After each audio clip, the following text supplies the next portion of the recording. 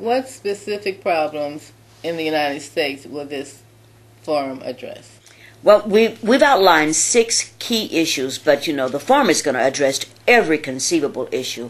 But we looked at these 6 key issues because we thought that they revealed a political moment, sort of an aha moment in the United States politics, where it was able to actually begin to educate people about how those problems live here, but also globally. So we're looking at immigration and immigrant rights, and the fact that our media in the United States has put a very brown face on immigration, when we know that's not the true picture of immigration in the United States. So we want to broaden that discussion, and we want to link it to global rights, crossing borders, the rights of people to migrate in order to have a better life.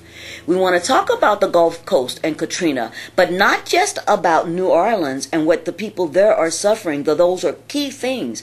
But we want people to understand that every one of us are suffering in some way our own Katrina moments.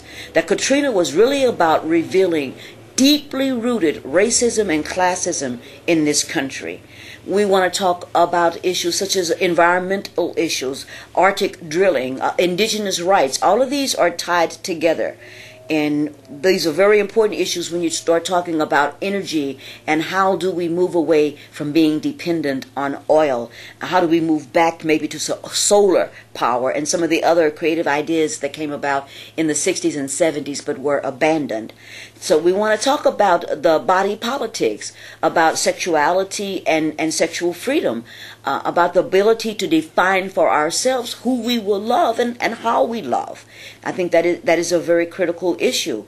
We're also talking about the war at home and the war abroad, because this not only affects people that we take our wars to, when we destroy the infrastructures of their countries, the water systems, the hospitals, the schools, but when you're a nation funding a war, that means you can't fund your schools. You can't pay teachers a decent wage. You can't bring about affordable health care for your own people. So we suffer whenever we go into war.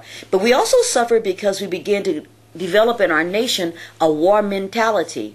And sociologists and psychologists have proven that a country with a war mentality, you have increased incidents of domestic violence, you have more violence in your youth, because in order to go to war, you have to convince your people that violence is necessary. So we all suffer when there's war.